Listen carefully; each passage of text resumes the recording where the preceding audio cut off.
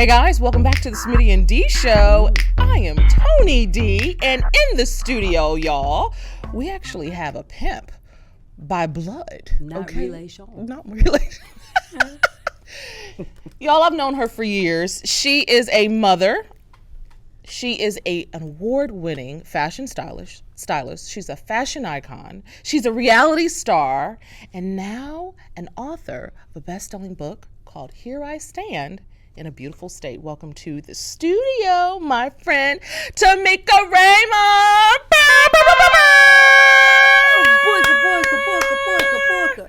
Hey, friend. Hi, how are you? How you been?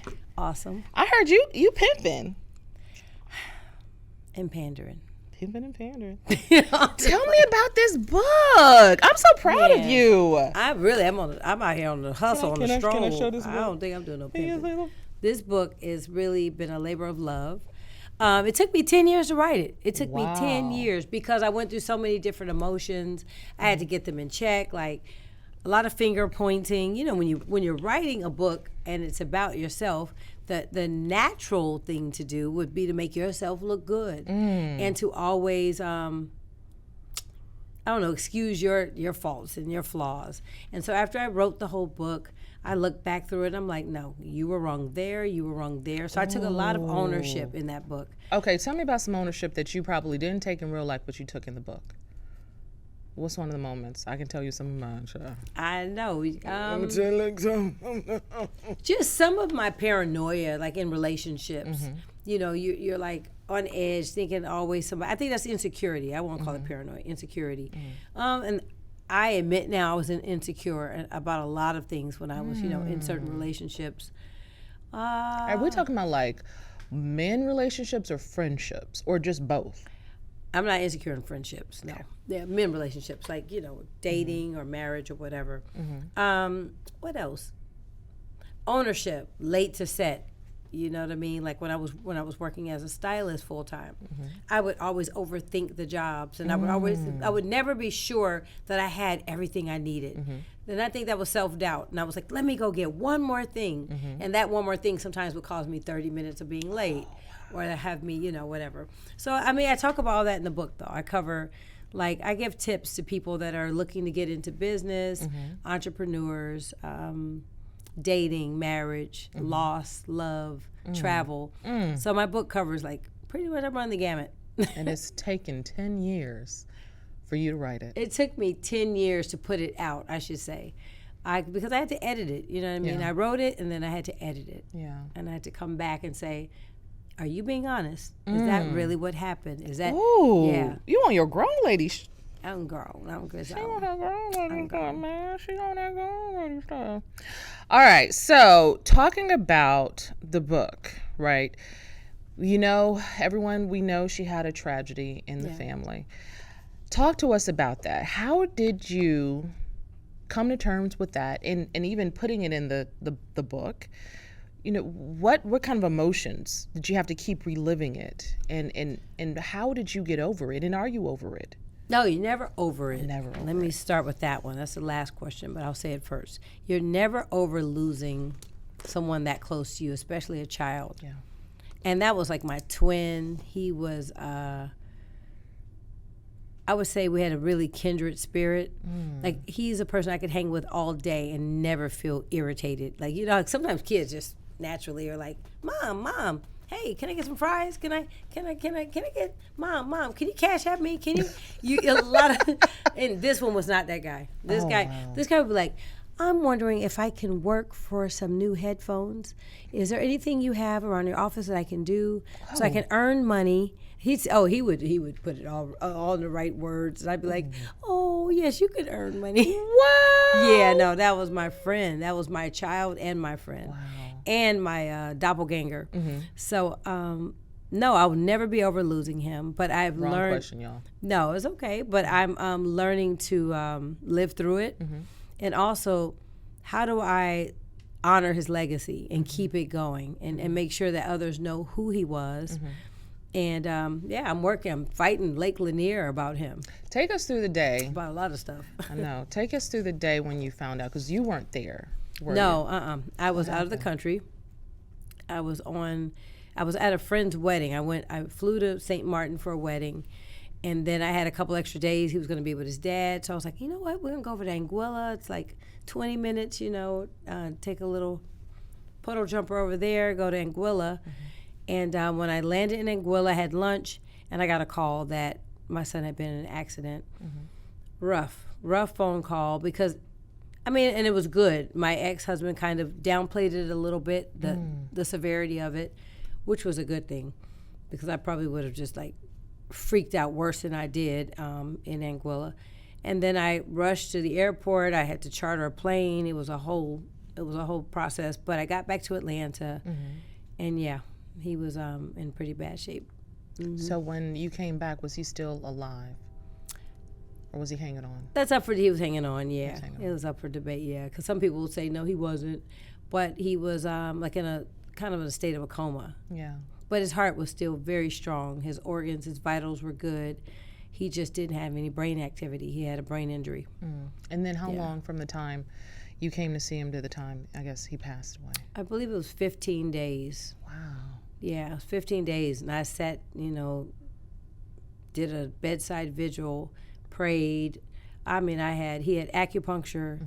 I called in different pastors and rabbis and whomever, psychics. I spoke to a range of people who, gave me their opinions on, but one really was profound and said, at one point they were like, if, he has to make the final decision on whether he's going to, cross over or come back to us or whatever.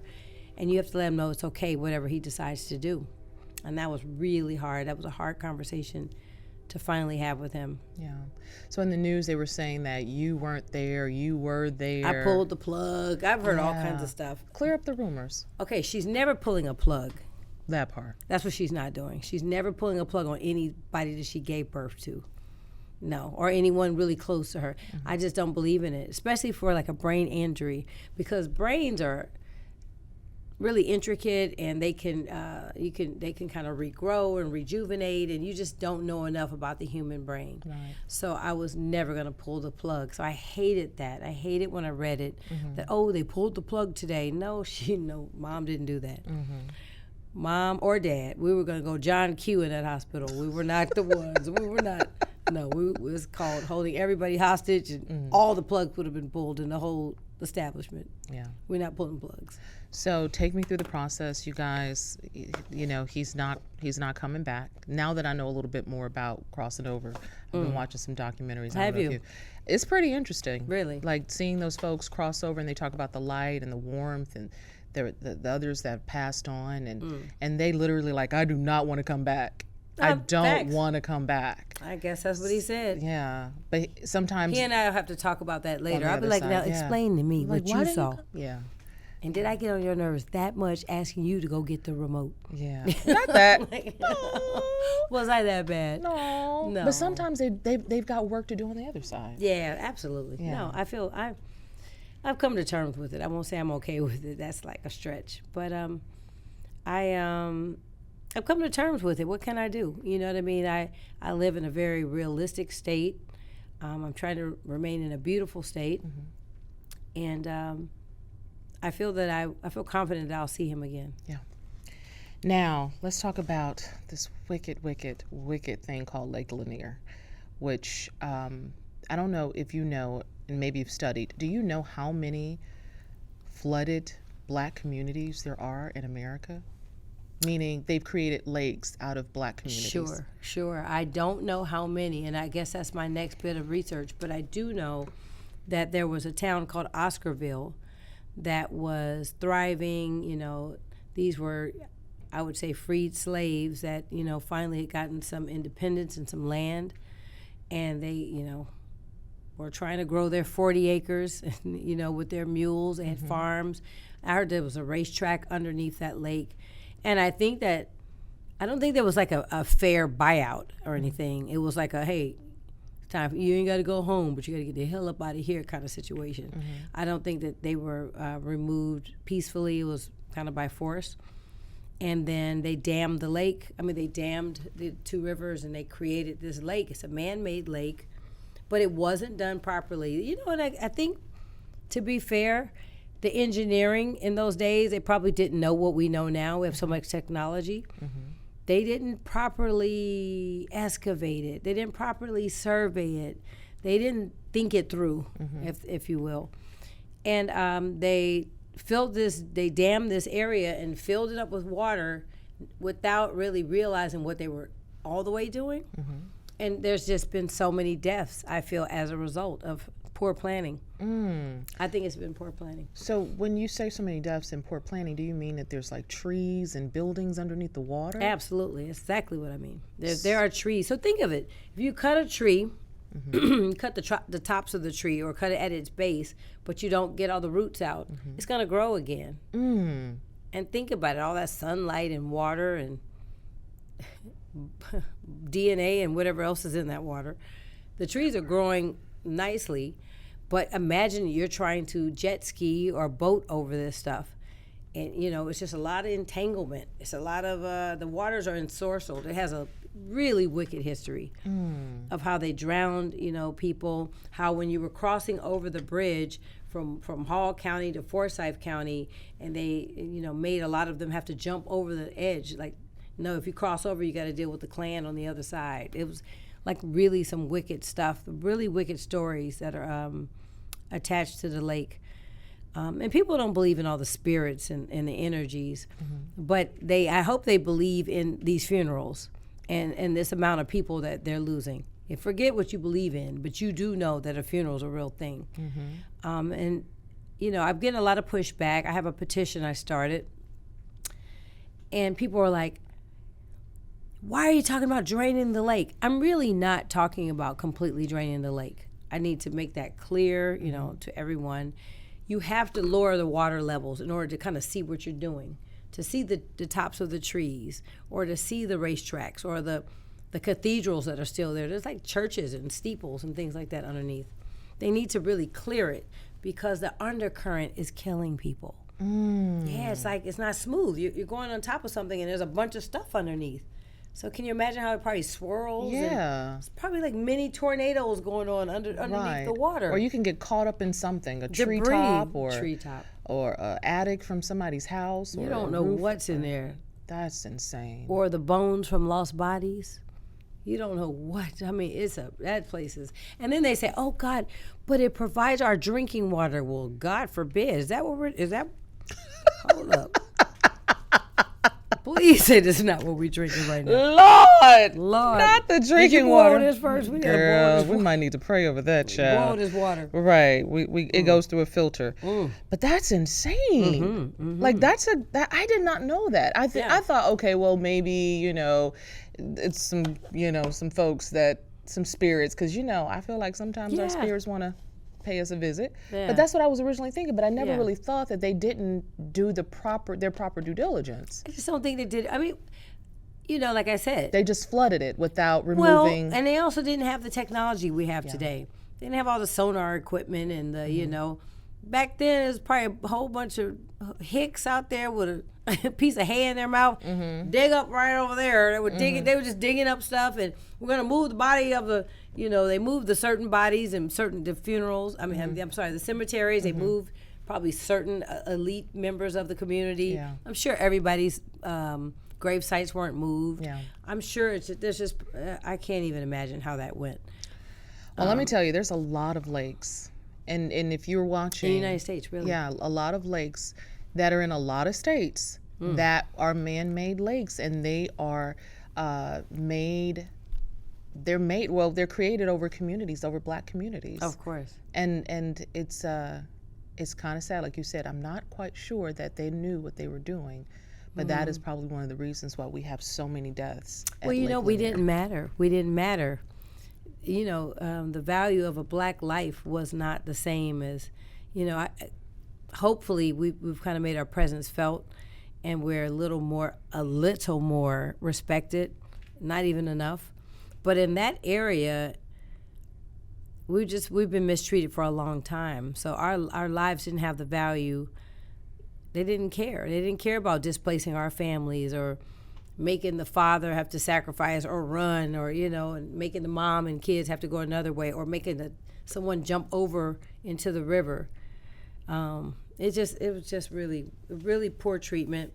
And for me, I say this: you can't drain the lake. We need it as a source of water and power. Apparently, there's hydroelectricity coming from the lake, but they can definitely clean it and do their due diligence and clean it. All right. All right. There you go. So what can people do now to help out with this?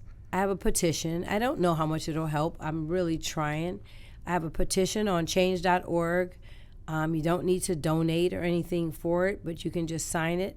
Sign and share is what I'd like, to get more signatures, because that'll show more solidarity from the community and people are really listening to what I'm saying.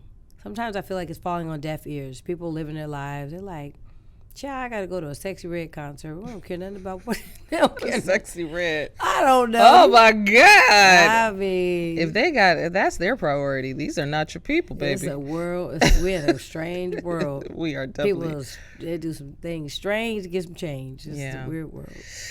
Well, we're going to address the elephant in the room. We know that you are the former ex-wife or former wife of Usher Raymond. There's so much going on in media, period. You just mentioned Sexy Red. If you had any advice for these newcomers that are coming into the industry, what would you tell them? I mean, you've been in the limelight for a while. Listen, these new artists are above my pay grade. I can't even. She said, I can't help you.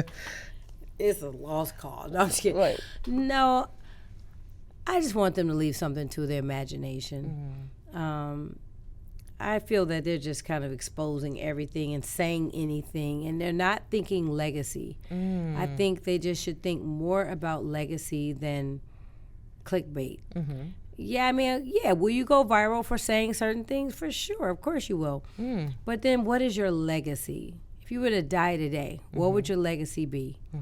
And I think that's kind of, but I think that takes a while to get to that place. You know, I'm older than them. I probably could be their mom. I don't know how they are. So, but your legacy, you want to be known for something a little more momentous than the color of your booty. Okay, so being in the limelight, what's the pros and cons of being in the limelight? You were there, you were married. Fame is a drug. Ooh. Fame is a drug. It's it's intoxicating. People, to remain relevant and to remain on top, I think people will do almost anything, and they feel like nothing without it. They've attached their self-worth with the infamy, the popularity of the public's opinion. I don't think I was ever there. I think I was more disappointed in how they didn't receive me when I was like really in the, in that position. I was disappointed. I was disappointed in my sisters, because it was really my sisters that were tearing me down. It was people that looked like me, my complexion, even probably had my same name. Most of them. All the Tamekas of the world. I'm mad at all you Tamekas, Tamekos, Tamika, Tanika, Trumika, all y'all. Listen, y'all didn't support me. Y'all was dirty dogs. But no, I'm kidding. But let me ask you that. Let me ask you that, because I wanted to know the question, because I was part of those people that was just like, what is happening? I know, they hated me. Do you think it had to do anything with your age? Do you think it had anything to do? I'm 7 years older. I'm a little older. Or your profession? You were his stylist. Oh God, that should be good. He liked good style. He did. I wore stylish lingerie. I don't know.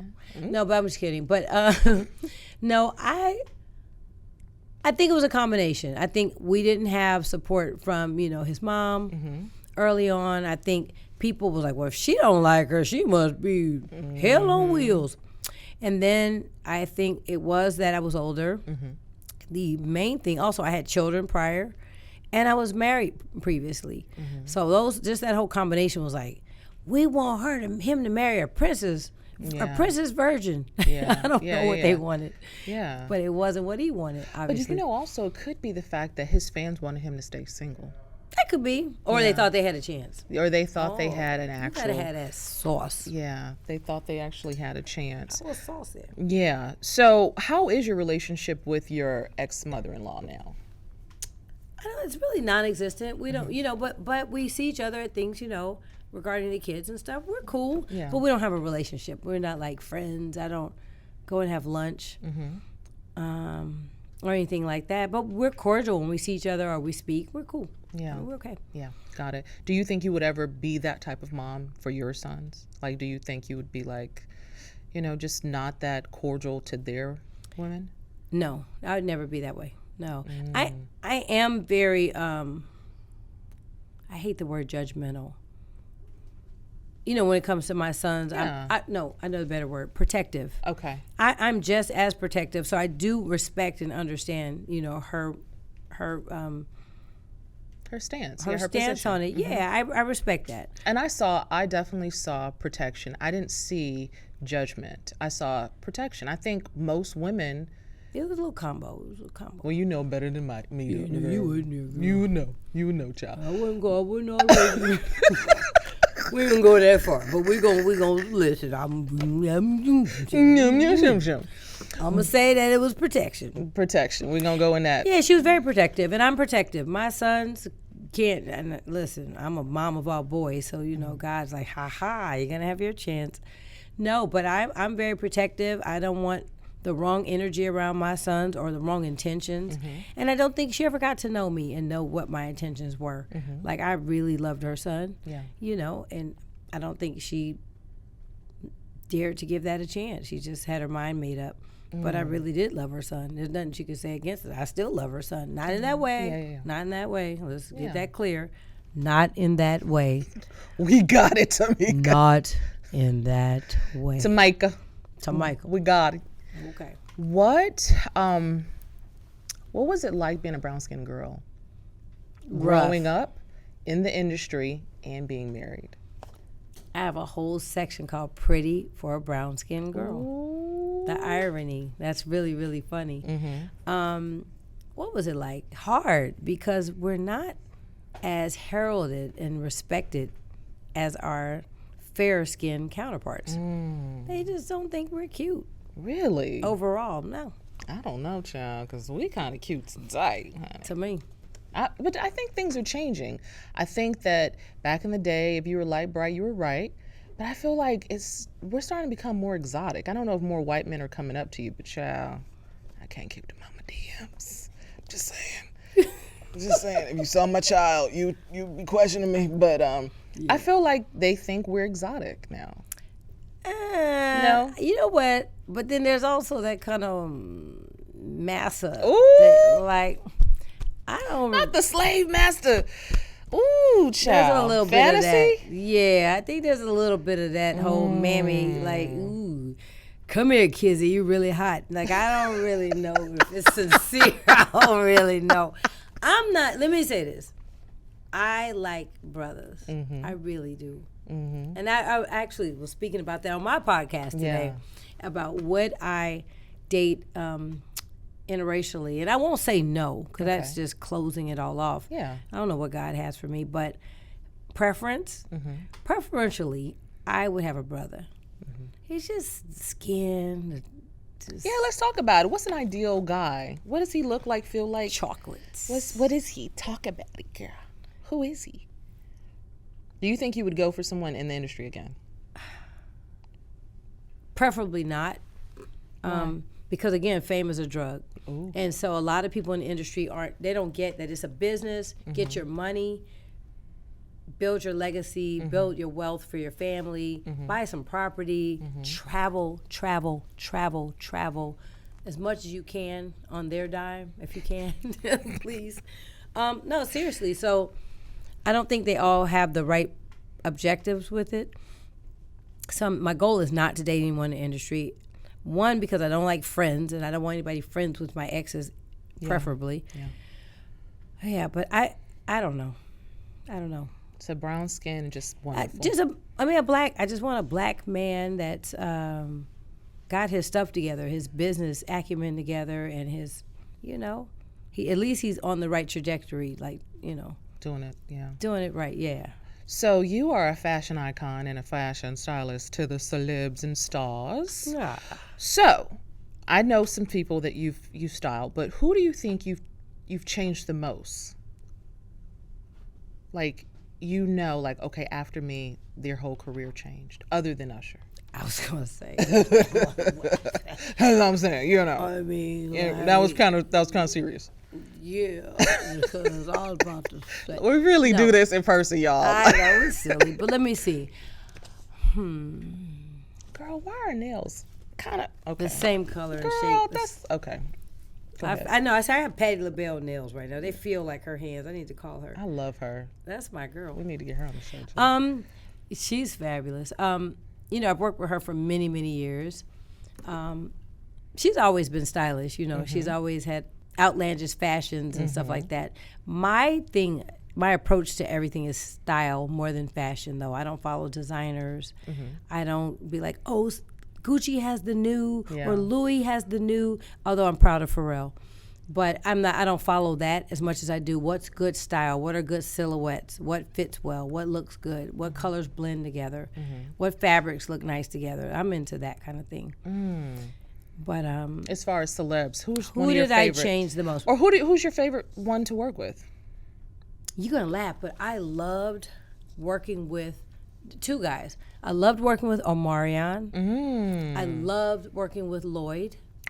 Wow. I love Drummer Boy. They kind of remind me of each other. Wow. Okay. I know, that's funny because I like teachable, pliable clients. I like clients that are their open. Egos haven't gotten to a point where they just won't listen and they know every damn thing. So I like people that really allow me to do my job and that'll take the things I say and my tutelage and they'll apply it and I see it. Who's got it right in the industry now? Currently? Male or female? Either. That's sad if I say no one. No one. You don't think Sierra? Well, yes, Sierra. That's my early client. Yeah. Sierra's a cutie pie. Yeah. I forgot, but you know why? Because I look at her more as a wife and a mom more than an artist now. And she's doing so many things like designing, and I'm just proud of her. Cece's doing it. And she, you know, I was her first stylist. Wow. Yeah, goodies and all that. Yeah. She is I think fly. she's an icon for hair and makeup and She's style. cute. She's so cute. I'm so proud of her. Proud. Can we get her on the show? Can somebody get her? I don't know. Can we call somebody? All right. She's pregnant now. She probably don't have time to be on the she ain't got time for podcast. us. No, I'm sorry. Overreaching. Let me stay in my lane. Okay, so if you were to come out with a new whatever, like how come you never really designed clothes? I did design You did? clothes. I have a clothing line called Eli Kish. Yes. I'll be at Bloomingdale's this weekend with a Girl, pop-up. see, we need to start with that. Period. What's the collection like? It's loungewear. I call it resort. It's resort wear because it was founded during the pandemic. It will transition. I got some other stuff I want to do.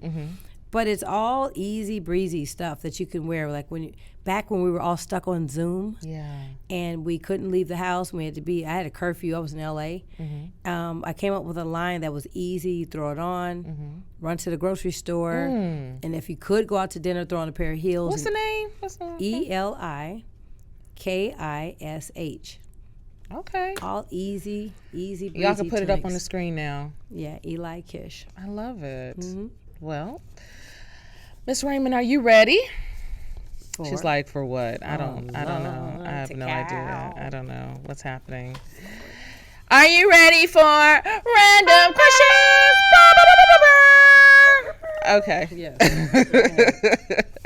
She's like, and good luck. Yeah, you're definitely gonna need some water. Okay. You're definitely gonna need some water. Some of this Lanier Springs. Bullshit. This is crazy. All right. What trend do you want to see go? Oh, let me give you the rules. You have to answer it pretty quickly, right? And if you have a funny story, please do tell. But these are random, all over questions. Like it's no rhyme or reason. But what trend do you want to see? Get out of here! Baby hair and eyelashes. Everyone says the same thing. What about BBLs? Is that a trend? Oh, God. For Atlanta, it is. Yeah, they're ginormous. I at least want them to just deflate a little bit or do something. Yeah. Yeah. How do you think that's happening, though? You think that they're just like, nah, I want it bigger. Like, it seems like the doctors would say, ma'am, this doesn't match your body. Are these doctors? Oop, been oop. Okay. So yeah, I don't know.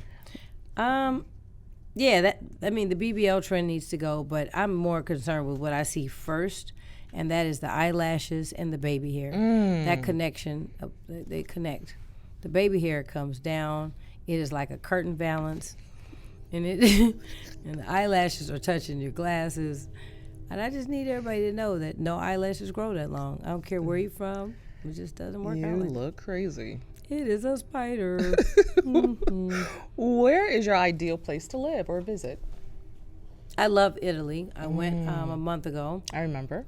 I could probably live in Italy. I mean, aside from America, of course. Yeah. I could live in Anguilla, too. Oh, have you been to Portugal yet? I've been to Portugal, but I don't eat enough fish for Portugal. You got to really be a fish lover, and I don't eat fish. Read about it in my book. You'll see why. Right here. Here I stand. Here I don't stand. eat fish. What's your favorite part of yourself? Is that a physical or? Anything. What do you I like love? my personality. I like my legs. I like my smile. Yep. Yeah. I love your skin. Thank your you. Skin is my favorite I keep part. forgetting that skin is a part. It is a part, huh? But it's like you're known for your clear, brown, even toned skin. You know what I mean? Yeah, thank you. That's Yeah. sweet. I forgot about my skin. I do like my skin. Did you say that's sweet? That's It's the That's truth. a nice compliment. It's though. the Thank truth. you. I don't Make take compliments well. I'm so used to people saying mean stuff. So I'm just like what? My skin. Cover it up and hide it. She talking about my I skin. can't stand I it. got scars. PTSD. What designers do you think we need to be looking out for right now, other than yourself? Eli Kish, please, period. No. Designers. I don't know the names. You know what's funny? I chase style. You said that. I really mean that. Like, so I don't know all the emerging designers. I'd say any of them that are more simplistic.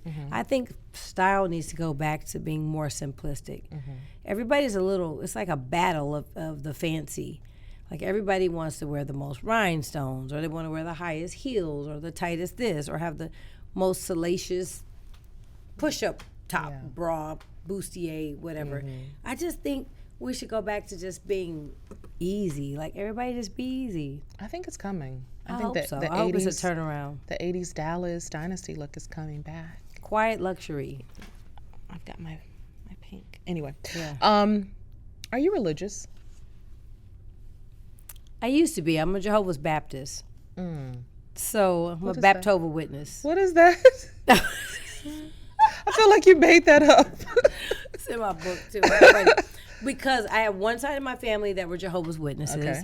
My father's mom was Jehovah's Witness, so I lived with her after I burned our house down, which you need to read about. I won't explain. It's crazy. Whoa. Yeah, I just had an interesting life. I want to know more about that. But You got to read about it. Read about it. You know, and you could also listen to it on Audible or on Apple Books. I have an audio book. Drummer Boy produced it. Wow. Drummer Boy, yeah. So it's got tracks under it. It's dope. It's got sound effects. Jehovah's Witness. So so I had one side of me that was Jehovah's Witness, and then my mother's side were all Baptists. So I'd go from singing out of a hymn book to Hallelujah. Were you ever baptized as Jehovah's Witness? No, that was a hard baptismal to be a part of, but I am baptized Baptist. Gotcha. Yeah. Was it difficult going back and forth though? Because I know a lot of Jehovah's Witness. I was Jehovah's Witness in one of my foster homes. Yeah, Stop. yeah. I had to go to the I was Jehovah's Witness in my foster home, but my last name's Foster, my maiden name. I know. I was always in a foster home. I don't think it's the same, Tameka. It's different. It's different. Right. Yeah. Cool. Okay. All right. What foods feel like home? Like it's here. It's down here. Tacos. Really? I feel the same, but I'm more about like nachos. Y'all, we're about to have a whole girlfriend moment. I'm sorry. Any tacos, nachos, Doritos, Right. Docos, Lochos, whatever I they knew call. I loved you for a reason. I really like nachos. I really like tacos. I'll take anything in that whole family. I like Mexican food a lot, and Italian is my second favorite. Okay, think about this one. Take your time. Who would you want to play you in a biopic? Tika Sumpter. Why? I love her. I think we favor. At least, yeah. She's beautiful too. She would have to get the attitude and the cadence. But she's an actress, so she probably could do it. Yeah. I like it. What would the story be about? Like Oh. about this? About this lovely? About here I stand. No, I've had a really tumultuous life. It's been eventful. I started out in Oakland, California. I was a single mom at 19. My son's father was killed when I was pregnant. I talk about all the feelings of that. How did I move to Los Angeles with a newborn baby, 6 months old? Moved everything in the U-Haul, my Honda Accord, going down, the Highway 5 to LA, and then going to school for fashion. I went to Fashion Institute, design and merchandising, marketing major. How I started my career as a stylist, how I went from zero to hero, literally my bank account from zero to I didn't have any money, I go into the welfare office, I talk about all of it, all of it. And then, going from that to being a person that makes $2,500, $3,000 a day. So I went, I have a pretty, hopefully inspiring story, and it's a true story. And I want girls to know and young people to know that you can make it. Yeah. You have to be very determined. So I think that my biopic would be kind of amazing for people to hear the kind of the depths that my story went from, the ebbs and the flows, and how through all the pain, the divorces, the breakups, the love, the embarrassment, I remain in a beautiful state. Here I stand in a beautiful state. I love it. What song has helped you get through or can lighten your mood? Some people never could have made it, stuff like that, but. Blow the whistle. I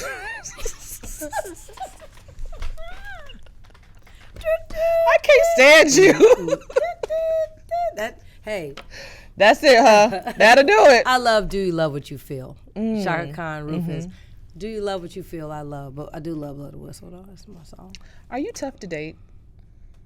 No, I'm so fun to date. I think I have my resume makes it tough I'm tough to approach because of my dating marriage resume. I think it's intimidating to others.